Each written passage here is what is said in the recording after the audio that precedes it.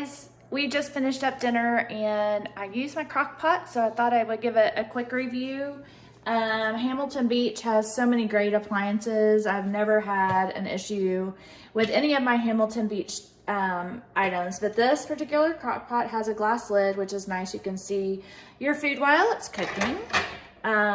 Also, definite must when you're buying a crock pot, in my opinion, is the removable crock. So that when you're done cooking and you need to clean it, you can just lift it out, put it in the dishwasher or sink or whatever.